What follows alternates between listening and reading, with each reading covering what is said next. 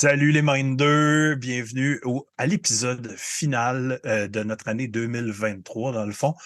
Fait que cette année, on a un format un peu différent. Je vais vous présenter ça dans pas long, mais avant toute chose, il faut faire les choses importantes, il faut présenter notre bière. Donc aujourd'hui avec vous, bien sûr, pour cette fin d'année, je m'ouvre une Malmstrom, évidemment. Petite saison de foudre, série barriquée. J'ai hâte de déguster ça avec vous en écoutant ce bel épisode. Donc, comme vous allez réaliser très rapidement, nous ne sommes pas en live pour cet épisode parce que l'équipe Metal Minded est maintenant rendue tellement grosse et on a tellement de gens qu'à faire un épisode live de nos tops, ce serait un épisode de 4-5 heures de complet nonsense. Ça ferait aucun bon sens qu'on fasse ça. Fait que on a décidé d'y aller d'un autre format. Chacun des membres de l'équipe va vous présenter leur top de l'année, ainsi qu'une catégorie qui leur sont personnalisées. Donc, chaque personne va présenter quelque chose, que ce soit des EP, des pochettes, n'importe quoi, on va voir par personne. Donc, sur ce, j'aimerais vous remercier pour une excellente année 2023. On va vous revenir en force cette année en 2024 avec du nouveau, des nouveaux formats, nouvelles façons de fonctionner, toutes sortes d'affaires à venir. On ne sait pas quelle date encore. Donc, je vous souhaite une excellente soirée en vous remerciant et à bientôt. Santé.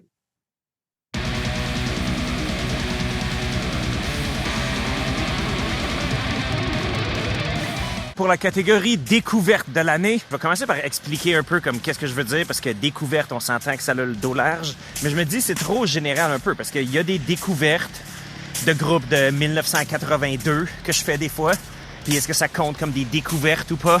Est-ce qu'il faut absolument que ce soit des nouveautés? Puis si c'est des nouveautés, tant qu'à faire juste les mettre dans le top normal. Fait que moi, en termes de découverte, je voulais dire de quoi que non seulement c'est un band que je connais pas, mais que c'est en plus un son que j'aurais jamais ou rarement entendu. Puis pour ça, je veux dire que mon choix, ça va être l'album Ménophilie par le duo français du nom de Truie. Donc c'est ça, oups, il y a un 4 roues qui fait du bruit en arrière. Puis là, c'est ça, vous allez dire, ouais, un son qu'on n'a jamais entendu, c'est-tu vraiment le cas? Puis je veux dire, ouais, OK, est-ce que c'est déjà fait de la musique genre vulgaire et lubrique comme ça en français? Évidemment que oui. Mais le son de Truie, me semble, il est pas tout à fait comme ce à quoi je m'attendais. Moi, comme je m'attendais à du bien plus comme fond de gouttière en termes d'approche brutal death. Mais non, en fait, c'est du death assez moderne. Comme tu sais, c'est genre deathcore, tu sais, le genre de death metal avec une production béton, puis justement des très saccadés, très triggered comme ça. Mais reste que les tunes sont catchy à mort. C'est ça, fait que Truie, belle découverte, faite grâce à notre ami Dr. Gore, comme beaucoup de choses qui viennent du côté français. Pas mal rien d'autre à dire. À part que, ouais, j'ai bien hâte d'entendre vos découvertes à vous autres. Découverte de l'année 2023. Que ce soit la découverte du sexe, de la boisson, d'une nouvelle sensation, d'un nouvel auteur, d'un nouveau groupe de musique, le sentiment de découverte est toujours accompagné d'une étrange sensation de fébrilité et de bonheur. Dans le cas de la musique, la découverte peut être simplement celle d'un nouveau groupe, d'un nouveau style, voire les deux en même temps, un gros trip à trois sonore qui fourre vos oreilles de bonheur à plein cul comme jamais vous l'auriez cru possible. Oh! Pour ma part, ma découverte s'est produite dans un style que j'affectionne tout particulièrement, le grind. Cela s'est produit à un moment en plus où j'écoutais beaucoup plus de power violence, de hardcore et du punk aussi, puis des trames sonores. Fait que quand l'album de The Arson Project est arrivé, l'album God Bless sur mon bureau, ça a été un choc à mes oreilles. C'est un groupe vraiment dynamique, avec des riffs accrocheurs, des blast beats démentiels. Ce sont quatre membres qui s'interchangent les vocaux de façon intermittente, créant un dynamisme lyrique assez percutant, merci. Le son est monumental, le mix, le mastering sont titanesques, les chansons sont aussi brutales que variées. Comme disait l'autre, vous allez en avoir pour votre argent, croyez-moi, c'est pas de la moutarde en marde. Le groupe joue dans un registre très près de celui de Nasum, Avgrun, Napalm Death, mais tout ça joué avec une énergie empreinte de jeunesse et de passion torturée qu'on n'a plus à 40 ans passés. Fait que, en bref, ça m'a fait du bien. Je me sentais un peu comme quand on se lève le matin avec une solide érection, mais avec une belle femme chaude à ses côtés. Un matin parfait. L'album qui était ma découverte de l'année, c'est l'album Dystopian Dreams du groupe Harmageddon. Harma avec un H, je vais le mettre en bas de le titre. C'est un groupe qui vient de Suède et eux autres, ils font du stoner metal / hardcore. Fait que ça, c'est direct dans mon allée parce que moi, habituellement, le stoner, tu sais, vous savez, je suis un fan de thrash, je suis un fan de hardcore, je suis un fan de speed metal. J'aime pas ça quand les chansons sont trop longues. Puis c'est pour ça, souvent, le stoner, j'ai de la misère à accrocher, même s'il y a des super bons artistes, des super bons albums de ce style-là. Le fait qu'il joue un peu avec le hardcore et le stoner metal, ben on a des chansons de 2 minutes et demie à 4 minutes, mais qui ont l'essence stoner, le son, les riffs, mais stripped down. Fait que c'est vraiment, vraiment une belle écoute. Ça s'écoute tout seul. Puis quand j'ai découvert ça, je l'ai écouté 4-5 fois en ligne. Christ de bon album. Le groupe Harmageddon, l'album Dystopian Dreams. Mon band, plutôt album, découverte de l'année, c'est un band black, atmosphérique, folklorique, mais on parle pas folklore européen, mais folklore américain. C'est un band qui s'appelle de Denver, Colorado, qui s'appelle Wayfarer, l'album American Gothic.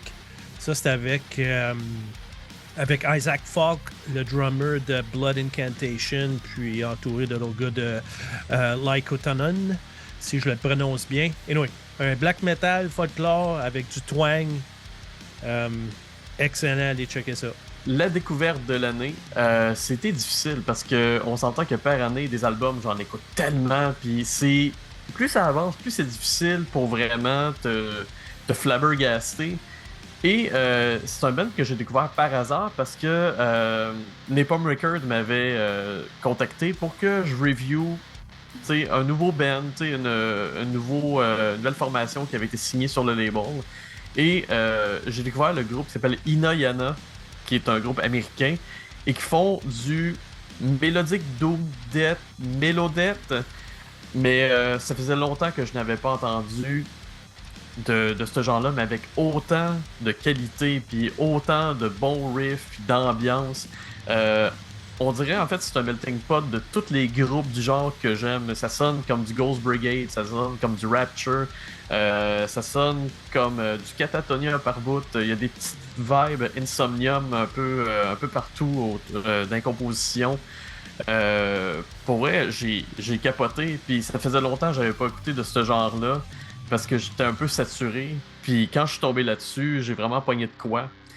Puis ouais, c'est vraiment une belle découverte quasiment de fin d'année. C'est sorti pas mal plus tard dans l'année, puis c'était vraiment ma découverte depuis. Je dirais même que dans le genre, c'est mon band préféré depuis des années. Ça fait des années que je n'ai pas entendu quelque chose d'aussi hot que ça. L'album découverte pour moi cette année, un band du nom de Menace avec l'album Open Fire. Ceux qui n'ont pas écouté, c'est un band grec qui feature l'excellent George Kolias du groupe Nile. Et on a affaire à une pastiche intégrale de la période de Human jusqu'à Son of Perseverance du groupe Death. Ceux qui connaissaient Gruesome, c'était plus l'inverse. C'était Human en descendant. Mais là, on parle de Human en montant. On a des grosses lignes de bass, des riffs plutôt techniques et progressifs. Puis ça m'a fait chaud au cœur. C'est juste... C'est quasiment une addiction. Je l'écoute toutes les semaines depuis qu'il est sorti. Je trouve ça capoté. À quel point c'est plaisant malgré que c'est pas super original. Alors je le conseille à tous. Les découvertes de l'année, je vous en nomme 3. Numéro 1, Tantifaxat de Toronto, l'album Hive Mind Narcosis. C'est leur deuxième full-length. C'est du black metal avant-garde, dissonant, fucked up. Si vous aimez Bloodhouse Nord, Gore Guts, Deathspell Omega, c'est votre shit. Ils réussissent à rentrer des concepts musicaux, des changements de pitch que je ne savais même pas comment expliquer. Ça m'a mind blown. Manquez pas ça, Tantifaxat. Quel groupe de black. Je suis pas très black. Black, mais ça, pour les Proggy Boys, ça vaut le détour. Sinon, numéro 2, Night Mirror, un projet américano-germanique, USA Germany, l'album Deformity Adrift. On est dans le prog death, ultra detuned, un peu atmosphérique, à la Meshuggah. C'est thick, c'est dissonant, c'est fucked up. Cet album-là, il y a 2 versions, 2 pochettes. Ils ont sorti la première version de l'album, puis ils ont décidé qu'ils voulaient sortir du contenu bonus. Fait sauf qu'ils sont allés down the rabbit hole, ils ont fini par enregistrer plein de tunes, ils ont fait commissionner une autre pochette. C'est comme une complètement autre version de l'album. Je préfère la version originale, elle est plus straightforward, moins d'invap. Je trouve que la balance était là, mais c'est quand même cool ce qu'ils ont fait. Il y en a qui vont probablement préférer la version bonus. Et finalement, ma découverte de l'année, Look and Behold de l'Australie, l'album de Gleaners. C'est leur 4e full-length. On est dans le sludge, post-hardcore, ce style d'album bizarre, savage. La prod est parfaite, toutes les tunes se démarquent, c'est excellent, c'est incroyable. Ils ont sorti d'excellents vidéoclips également pour cet album-là. La tune Cannibal Culture, probablement dans mes tunes préférées de l'année. La vidéo aussi, quelle band, quelle découverte. Checkez ça. Ma plus grande surprise cette année, ça a été The Gorge avec Mechanical Fiction, sorti en juillet sur Pelagic Records. Je les ai découverts par Pelagic Records. Je connaissais pas le band qui roule depuis quand même 2011. Ils viennent du Missouri aux États-Unis. C'est un mélange de tech, prog, pas vraiment death metal, mais vraiment heavy comme band, avec vraiment beaucoup de riffs vraiment extraordinaires. Mind blown à chaque fois, à chaque tune. Les vocales sont screamées, ce qui est bien ressenti quand même. Puis il y a un très bon album pour The Gorge cette année. Surprise de l'année. Écoute, cette band-là, c'est un band que j'ai aimé fin 90, début des années 2000, mais que j'avais pas écouté, que j'avais perdu complètement l'intérêt, non seulement dans le band, mais dans le genre depuis 2004. Puis là, écoute, ils ont sorti un album cette année, puis j'étais dans le mood, I guess. Je me suis mis à l'écouter, puis j'ai été pleasantly surprised. Puis cette band-là, et l'album, c'est In Flames For Gone, un album qui est sorti en février. Écoute, j'avais rien écouté depuis Soundtrack to Your Escape, que je tripais pas pantoute, alors j'ai complètement perdu le goût, puis en même temps, du mellow, ça n'a jamais été ma grosse affaire. Fait qu'en même temps, ça s'est porté bien.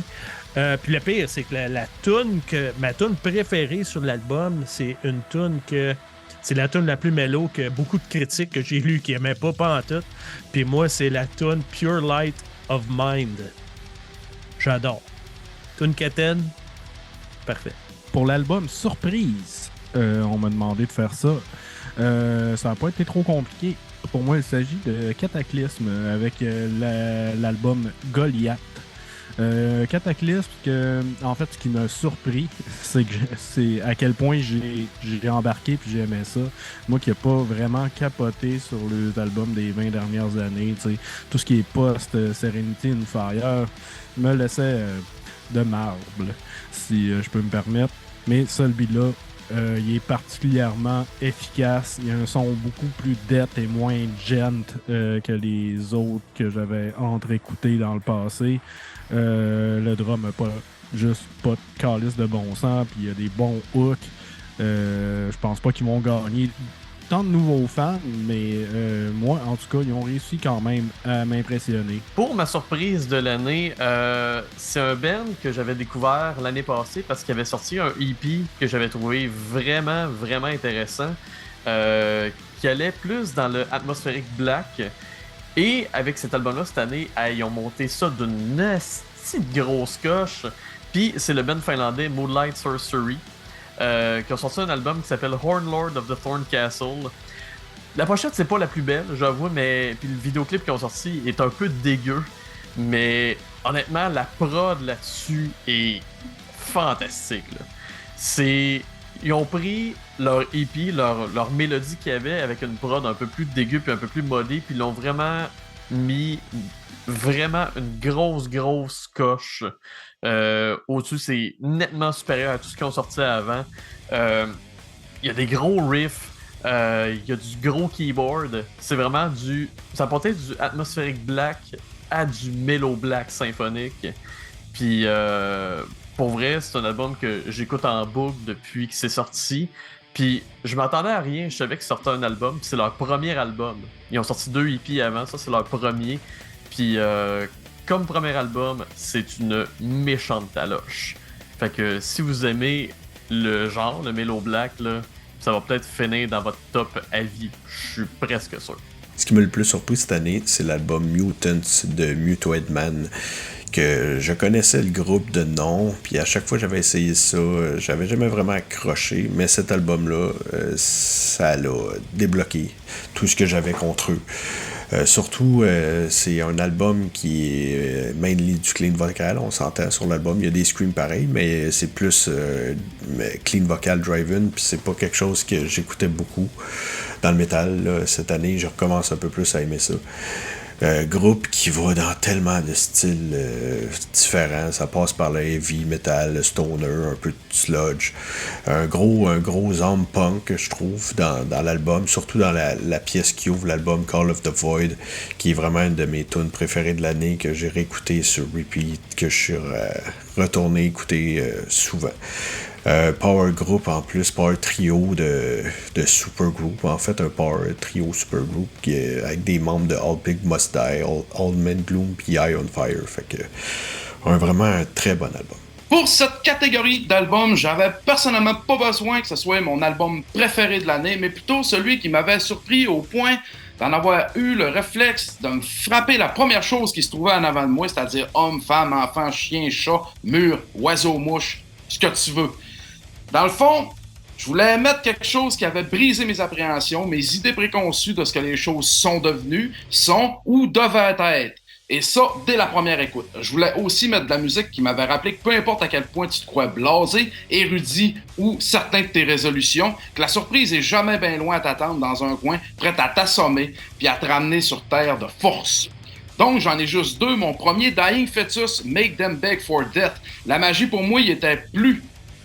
Si je trouvais que le groupe était encore bon et toujours de classe supérieure, pour moi, le frisson et l'hystérie du moment étaient plus comme au départ. Dans le fond, j'avais manqué le rendez-vous depuis les derniers albums. Mais là, à ma grande surprise, leur dernier album a défloré mes hésitations à grands coups de riff de fou et de breakdown inhumains. Le groupe a ici opté pour un retour aux sources plus simple, plus efficace. Donc, je dirais que pour les fans des premières heures, vous allez enfin retrouver ce qui vous avait fait perdre les pédales à l'époque. En 2, Goldburner, l'album Fatal. Voici un bon exemple pour moi de quand le chanteur d'un de tes groupes préférés, ça fait un autre projet, pis t'as la chienne que ce soit banal, mais qu'en bout de ligne, celui-ci est presque aussi épique que son projet principal. Yes! Souvent, les projets secondaires des musiciens établis sont rarement de grande qualité, encore plus rarement bons, d'autant plus que la plupart de ces projets sont souvent qu'une version édulcorée de leur groupe principal. Mais ici, non seulement Goldburner est un groupe aux sonorités très différentes de celles de Rotten Sound, mais sont aussi violentes que celles de Rotten Sound. C'est un groupe original et incroyablement brutal que vous allez apprécier, découvrir. Il y a 2 albums que j'ai eu que je pouvais pas parler cette année parce que c'était pas des nouveaux albums, mais je trouve que ça fit dans la surprise de l'année parce que je me suis surpris moi-même à les écouter, à les adorer. Je pensais pas les aimer comme ça, puis je pensais pas aussi les écouter aussi souvent que ça. Puis ça, c'est les réenregistrements des 2 premiers albums, EP et albums de Sepultura. Réenregistré par les 2 frères Cavalera. J'ai nommé Bestial Devastation et leur premier album Morbid Vision. C'était comme un merveilleux bonbon pour moi là, d'en revoir parce que Morbid Visions, j'adore les chansons, mais c'est que le recording sonne pas bien. Puis Bestial Devastation, la même affaire, j'ai de la misère à écouter ça plus qu'une fois parce que ça sonne tellement le cul, tu sais. Mais bizarrement, je me suis surpris à aimer plus Bestial Devastation que Morbid Visions. Je pensais jamais.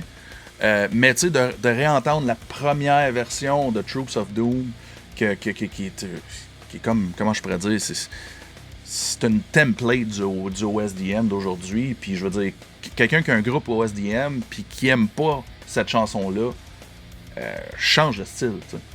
Donc, c'est ça pour moi ma surprise de l'année. Pour la catégorie surprise de l'année, ben j'irai pas par quatre chemins, man. L'album de Cryptopsy, il est absolument énorme, puis c'est vraiment pas ce à quoi que je m'attendais d'un album de Cryptopsy en 2023.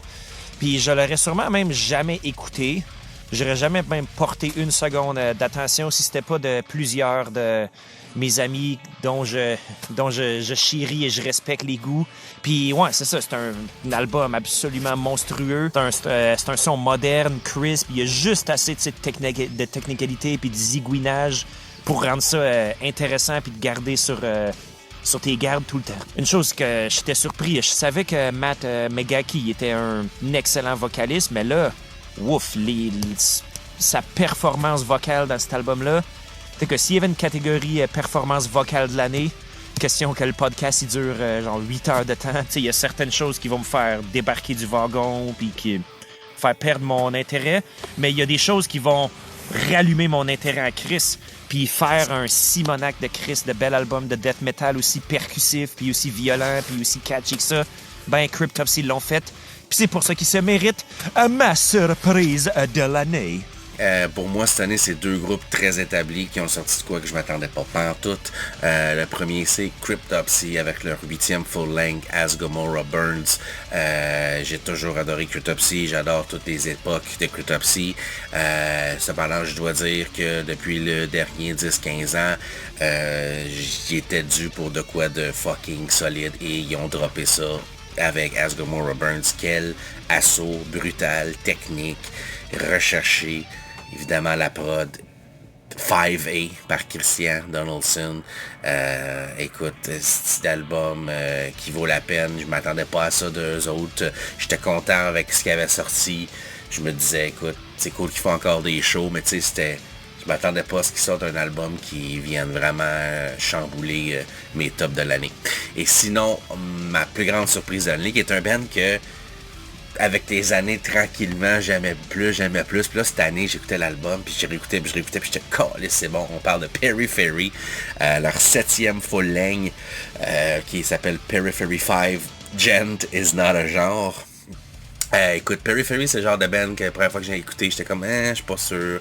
Puis après ça, tranquillement, avec l'album Stan, j'ai commencé plus à aimer ce qu'il faisait.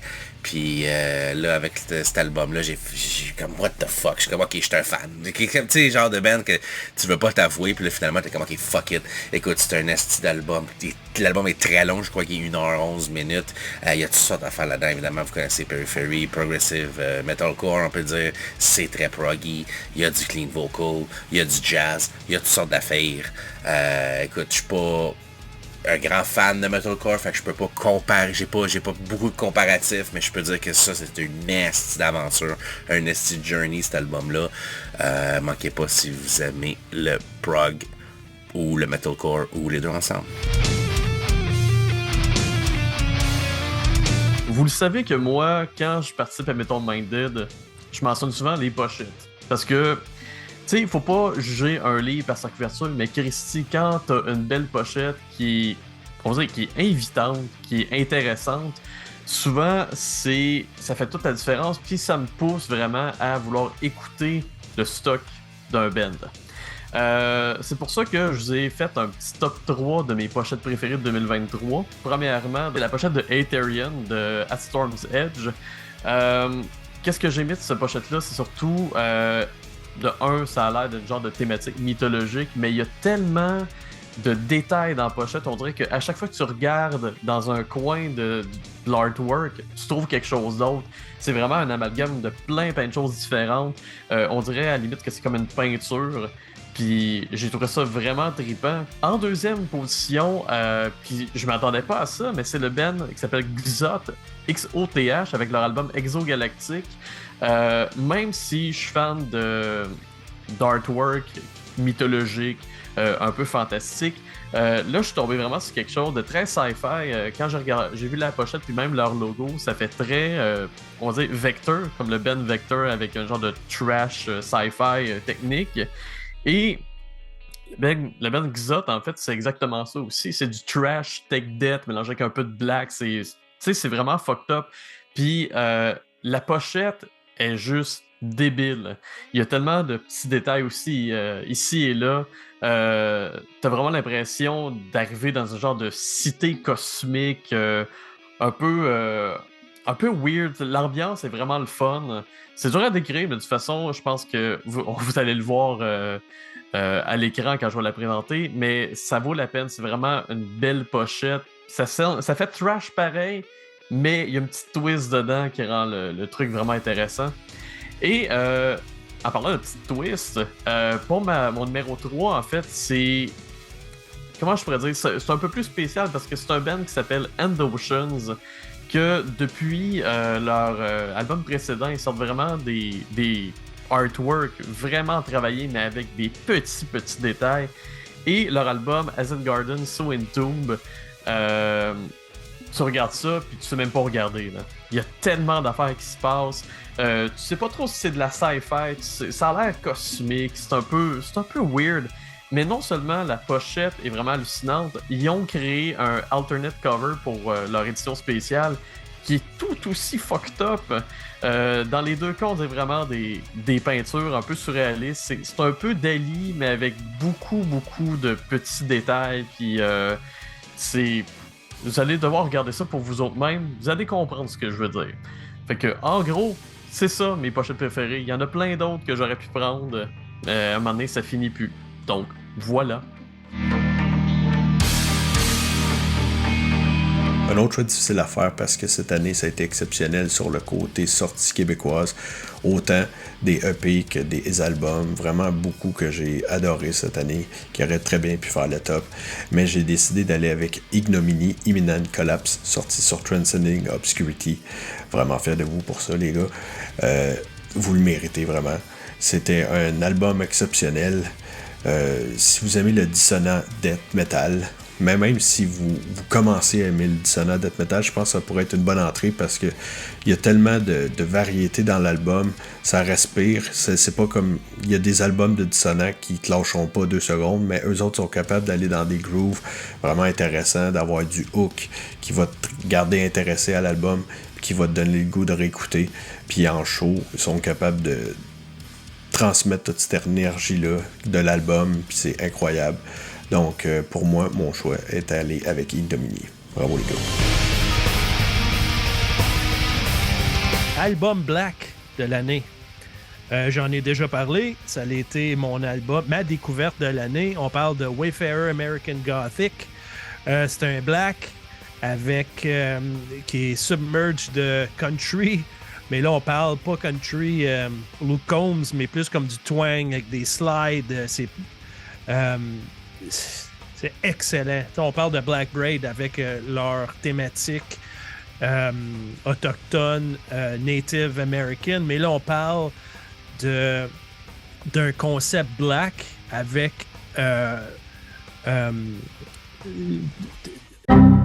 des lyrics qui sont orientés sur l'American history, mais côté plus western, outlaw, old west si vous voulez.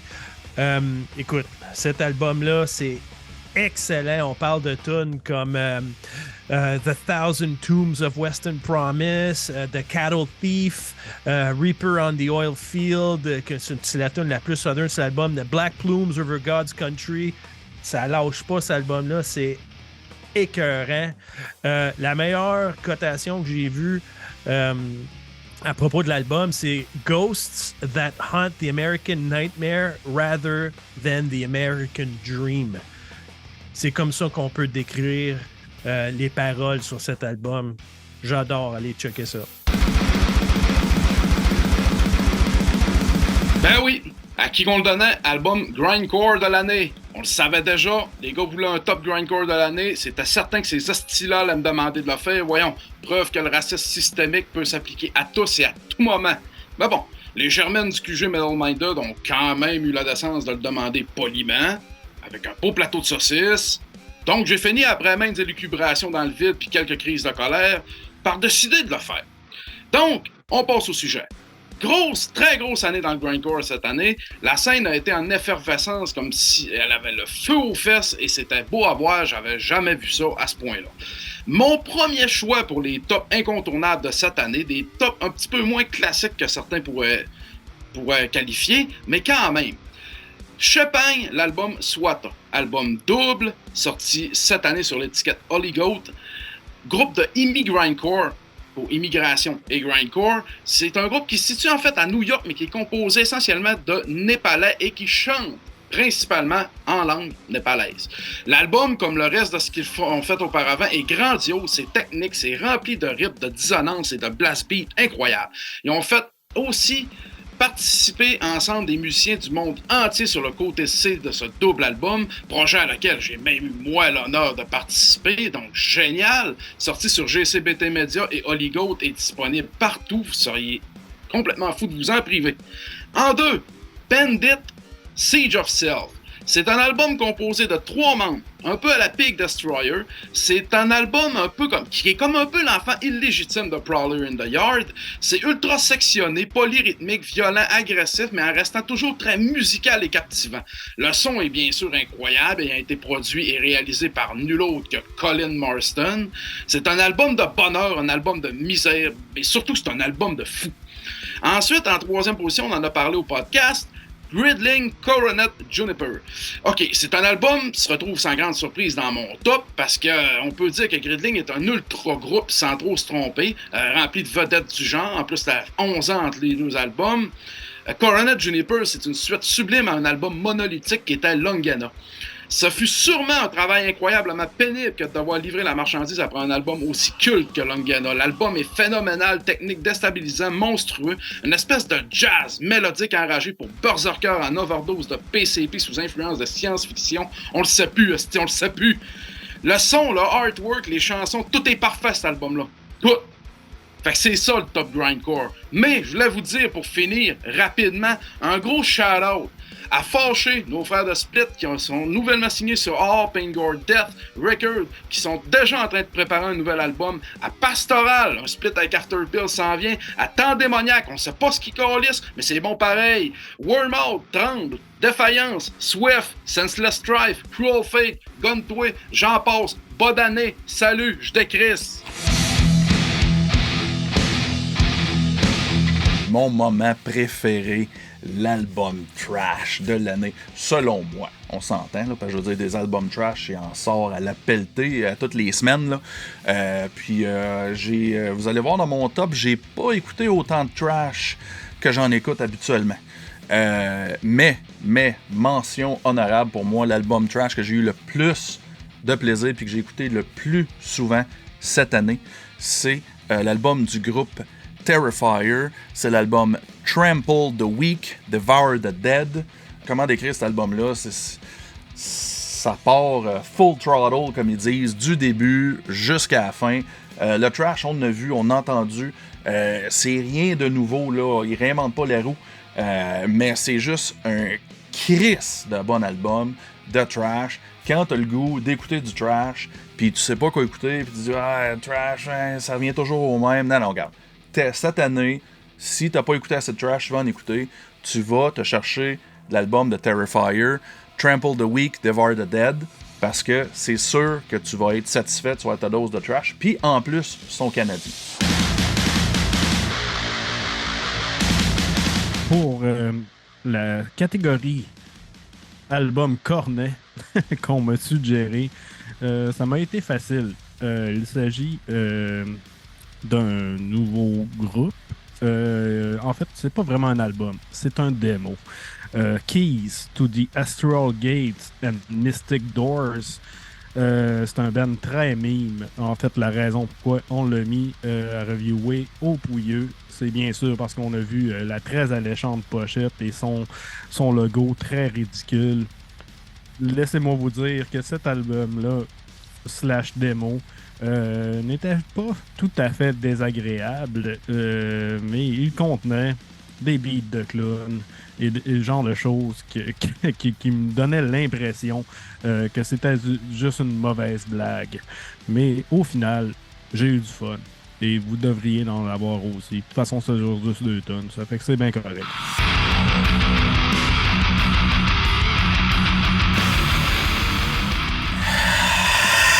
Catégorie spéciale HM2. Je vous en nomme 6. Il y en a 6 dans mon top 50. On fait ça vite. On a Farsot de la Suède, l'album Morbid Symphonies. HM2, Steak, Blood and Patate. C'est un petit peu mélodique, c'est très agressif, je vous recommande fortement. On a Cryptaos, l'album Cryptaos du groupe Cryptaos du Mexique, également HM2, Straightforward, comme vous aimez, checkez ça, c'est à ne pas manquer. Sinon, on a Omnicidal des Néderlandes, l'album des Omnicidalists, là on est plus dans le Melodette, si vous aimez votre Melodette avec du HM2, c'est le meilleur cette année dans ce style At the Gates type shit. Sinon, on a Wretched Fate de la Suède qui est probablement dans mon top 3 groupe HM2 ever. L'album Fleshletting en 2019 avait tout pété. Avait fait mon numéro 2 overall. HM2 traditionnel mais avec plus de dissonance. Là, l'album de cette année, Carnal Heresy, crissement différent, proggy, atmosphérique un peu, dark, crissement dark. Ça m'a pris une couple d'écoute pour me familiariser, mais du coup j'ai compris ce qu'il faisait. C'est du next level HM2 shit. Numéro 2, Vomit Heist de la Suisse, l'album Nécrofunéral. Écoute, c'est le meilleur album HM2 Steak, Blood and Patate de l'année.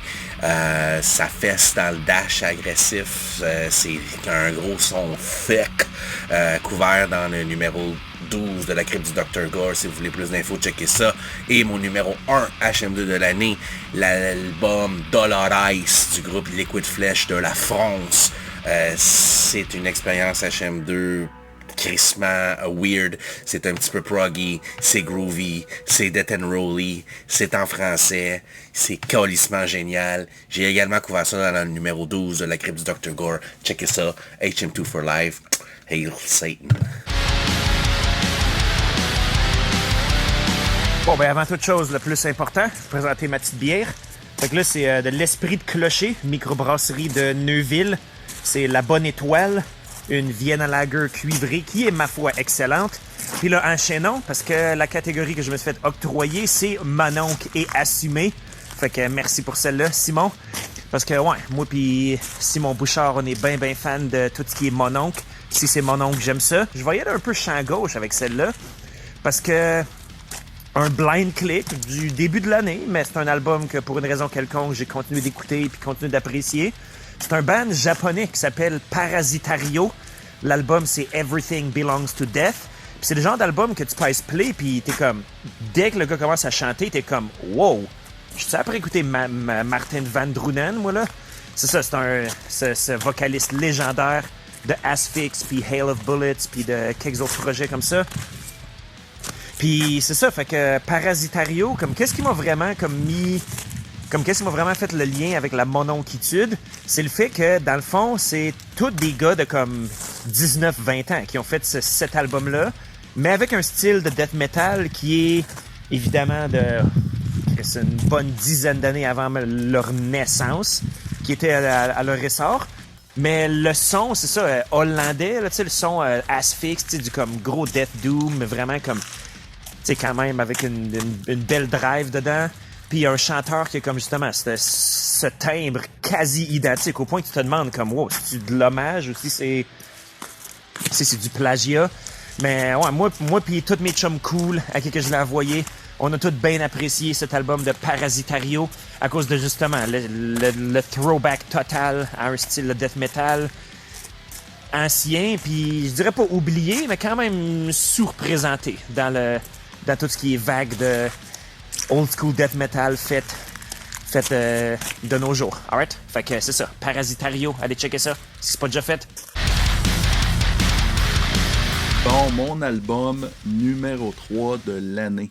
Je me suis retrouvé cette année à écouter beaucoup de musique. Pas nécessairement juste black, mais à saveur de black. Qui prend l'essence du black et puis qui l'amène, je veux pas dire ailleurs, parce que j'ai pas écouté de post-black ou rien, mais tu sais, qui mélangent les styles un peu black et quelque chose. Puis eux autres, ils font dans le black and roll, Je veux dire, mon oncle est assumé, comme Félix il disait tantôt.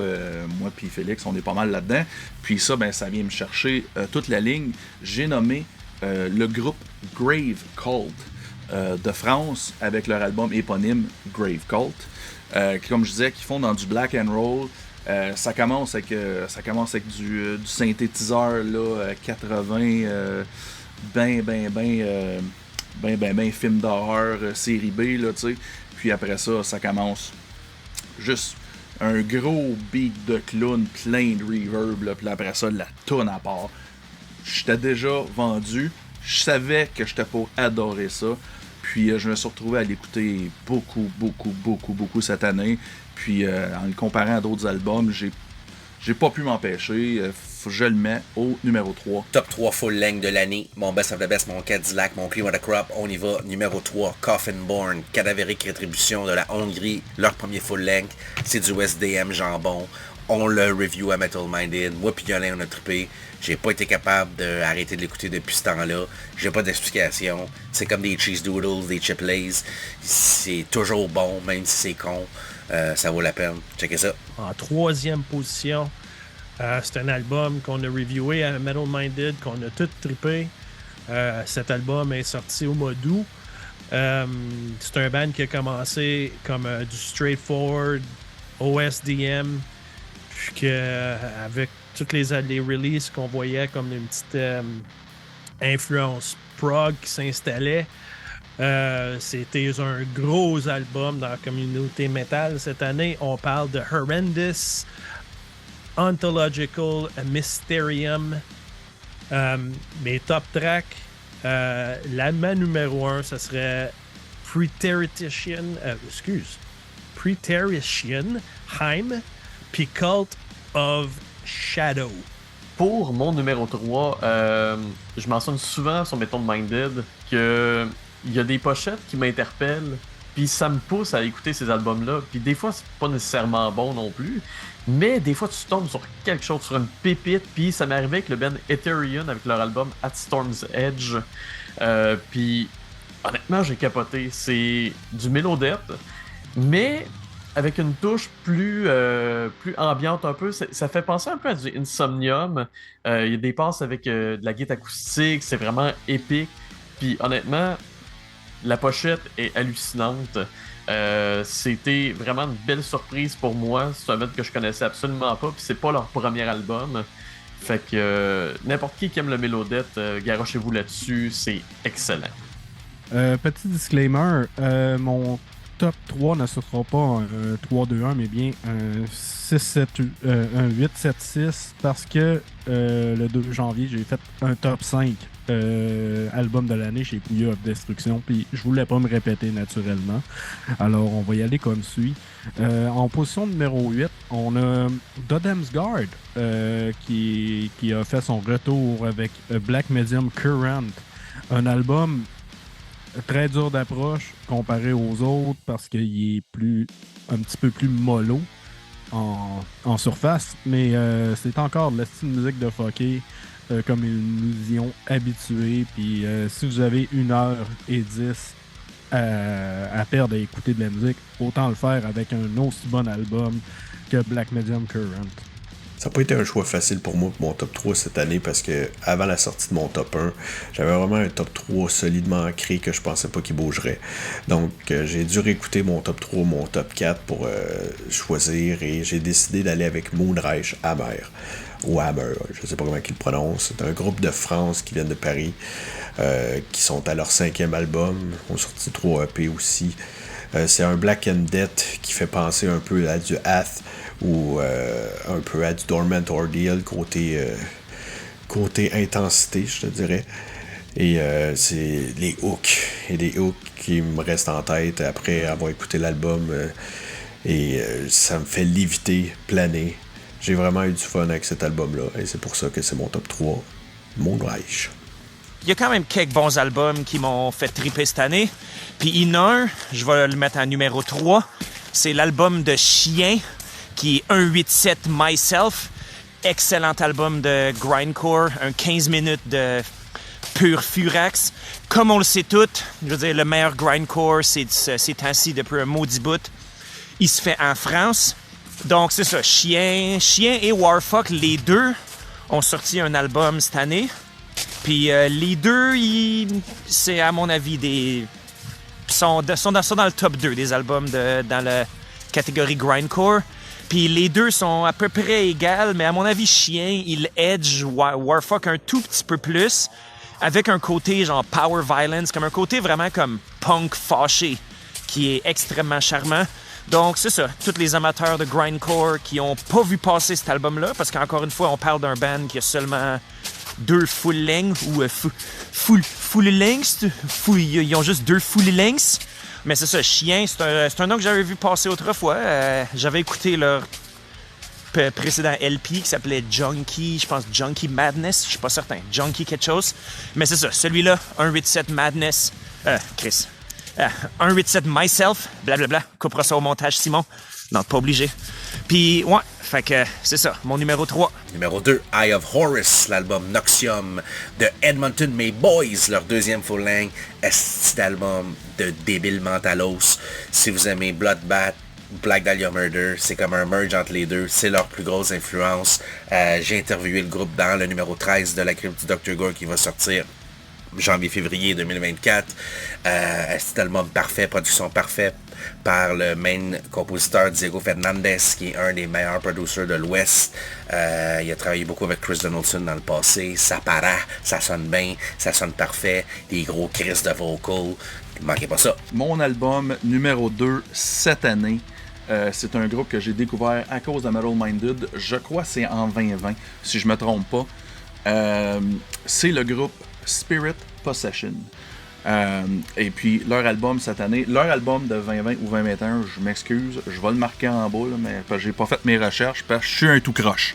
Fait que le premier album était excellent, j'avais adoré. Là, je suis comme deuxième album, Make or Break.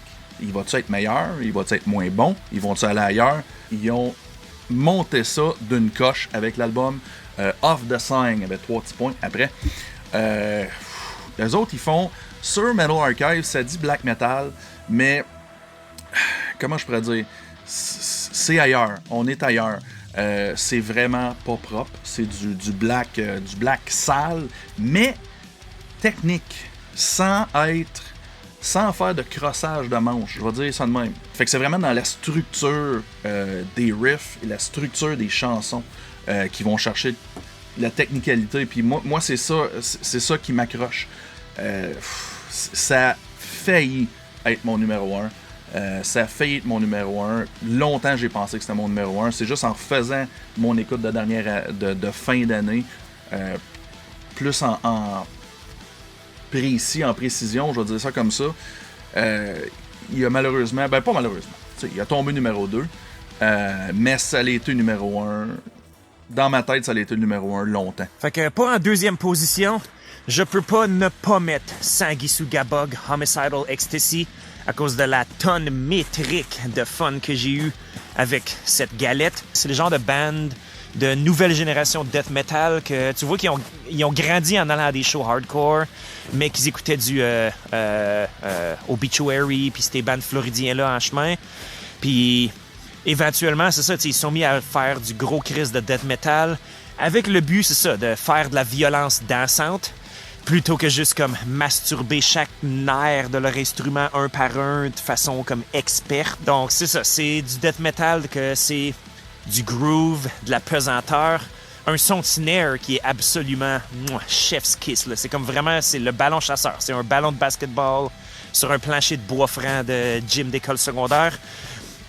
Puis c'est ça, puis juste les grooves, le fun, juste c'est tellement un album qui est rafraîchissant puis qui fait du bien, puis moi à chaque fois que je l'écoute, peu importe c'est quoi mon humeur, comme elle monte d'un cran ou deux, parce que c'est de la musique, juste le fun dans malheureusement un environnement des fois de death metal moderne qui oublie que Chris, on est là pour avoir du fun. Des fois, tu sais, moi je suis bien pour la musique qui est méditative ou la musique qui est impressionnante techniquement, des fois par petite dose.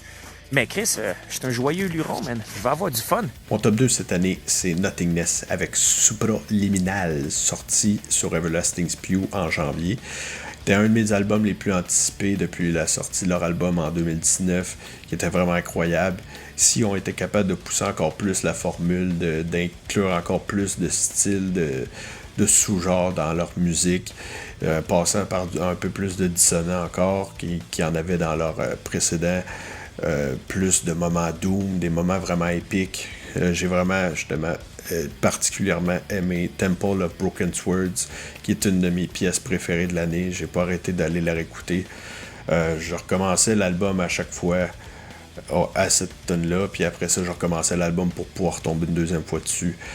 Ce qu'il y a à dire sur cet album-là, le ton de Git est tellement incroyable, il est vraiment heavy, sans être trop gras, sans être trop crunchy, mais capable d'aller chercher des atmosphères vraiment différentes au courant de l'album.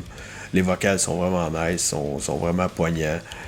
Puis pour moi, ça a été un de mes albums préférés. Mon numéro 2, on y va avec beaucoup de cheese et d'epicness. Puis moi, c'est Glory Hammer avec leur album Return to Kingdom of Fife. Que moi, je le savais un peu d'avance que j'allais être vendu à cet album-là parce que j'ai tellement aimé l'autre album d'avant. Puis j'aime le power metal, mais je suis pas un fan fini comme j'ai déjà été. Fait que à cette heure, ça me prend beaucoup comment je pourrais dire, ça m'en prend beaucoup pour apprécier un band puis un album power metal parce que souvent ça sonne tout pareil puis ça a tendance à devenir tellement cheesy que c'est pas le fun. Mais Glory Hammer sont capables d'avoir le dosage parfait d'epicness puis de bons riffs. Puis tu le sais que c'est une grosse game de D&D avec des trucs dans l'espace, puis c'est pas grave. C'est un coup que tentent vraiment dans leur thématique puis dans leur univers. C'est juste du fun. C'est juste du fun. Puis cet album-là, je le recommande à n'importe quel fan de Power. Puis même ceux qui trippent pas sur ce genre-là, mets ton cerveau à off, écoute ça, puis tu vas juste tripper tant qu'à moi. Là. En position numéro 7, on s'en va vers des légendes du death metal américain. Suffocation, avec Hymn from the Apocrypha, qui m'a pris par surprise. Je m'attendais pas à un nouveau Suffocation, encore moins sans le chanteur original Frank Mullen, puis que ça soit bon de même. Et surtout produit au Québec par Christian Donaldson. On avait beaucoup de compétition dans le death metal cette année, des nouvelles sorties de Cryptopsy et compagnie, mais Dying Fetus, c'est tous des bons albums, mais lui que j'ai aimé le plus dans la catégorie Brutal Death et Suffocation, c'est du classic stuff, mais avec un petit enrobage moderne qui m'a bien plu cette fois-ci. En deuxième position, c'est Hellripper, Warlocks Grim and Withered Hags. Écoute, c'est un band qui lâche pas de s'améliorer. Malheureusement, cet album-là, il est tellement bon que dans 10 ans, 17, après plusieurs releases, on va se dire j'aimerais ça qu'ils refassent de quoi comme Warlocks Grim and Withered Hags. Passer le summum de ce band-là. Mais écoute, ça va être très difficile à taper cet album-là pour Hellripper. Mais écoute, tout un plaisir. Ben, mes deux tracks, ma track préférée, c'est le self-titled Warlocks, Grims and Withered Hags, puis Master Store Worm. Bon, ben avant de dévoiler mon numéro 1, il y a deux choses que je tiens à faire. Premièrement, un gros merci, un gros cheers à tout le monde qui ont fait partie de l'aventure Metal Minded.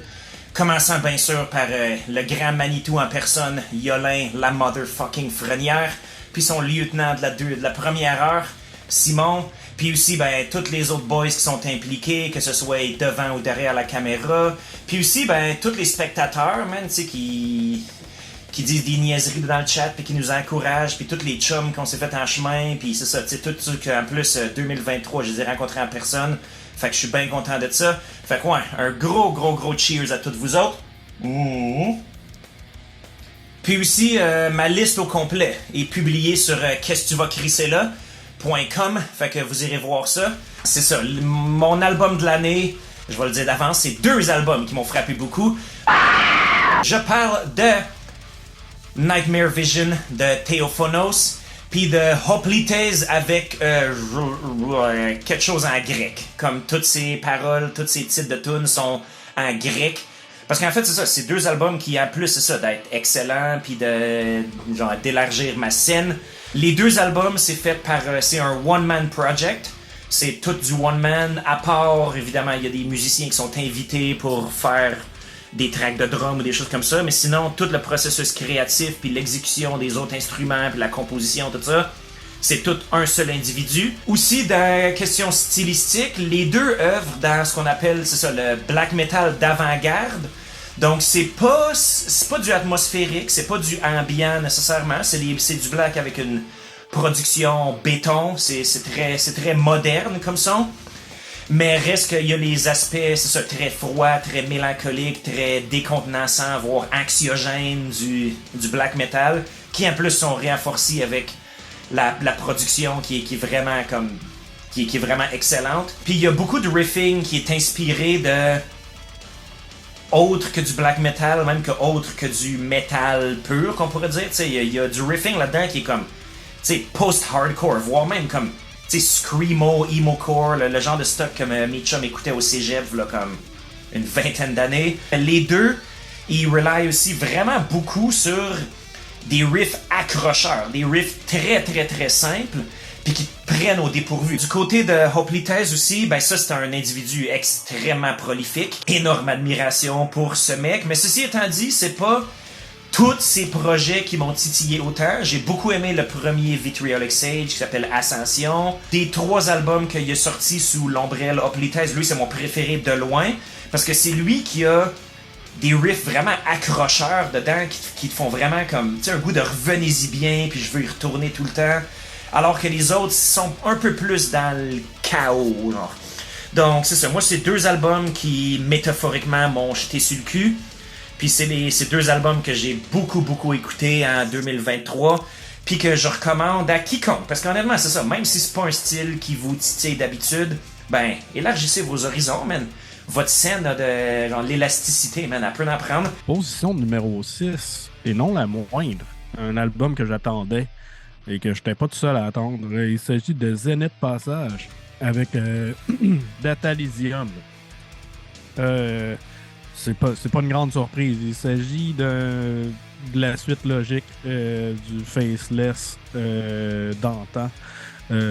D'ailleurs, c'est pas mal tous des membres qui ont joué dans The Faceless qui ont participé à cet album-là. Et c'est juste un incroyable album, une technicité folle et une production absolument chimique. Faut pas s'attendre à rien d'organique, puis c'est parfait de même. Mon numéro 1, c'est pas une surprise, c'est Hellripper que j'ai découvert à Metal Minded.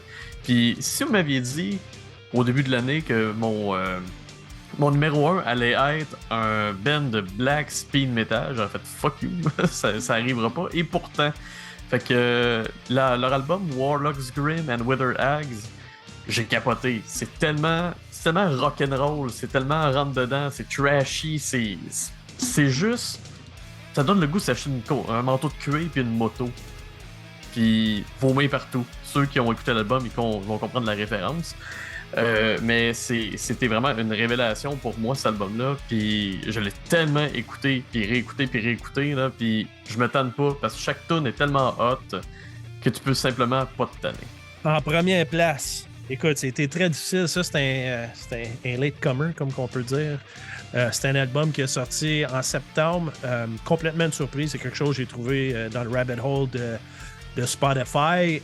C'est un band danois, allemand, un 3-piece death metal avec Michael Poulsen, guitariste-chanteur de Volbeat. Ça faisait des années qu'il voulait releaser cet album-là. Puis, wow! Du old school death metal, thrash death, des riffs de Slayer, du Obituary. Écoute, c'est un album que j'ai découvert purement au hasard. Puis ça, écoute, depuis ce temps-là, qui grow.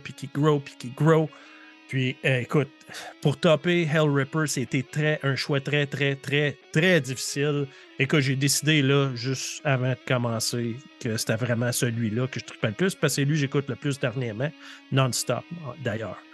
Alors, mes tracks préférés, Wolfpack Laws, puis le title track, Impy Horror.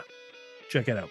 OK, gang, c'est le temps de l'album numéro 1. Ben, mon album numéro 1. Il y a 2 de mes collègues qui ont déjà parlé de cet album-là, mais j'ai pas le choix. Puis en passant, on s'est pas parlé, on n'est pas au courant.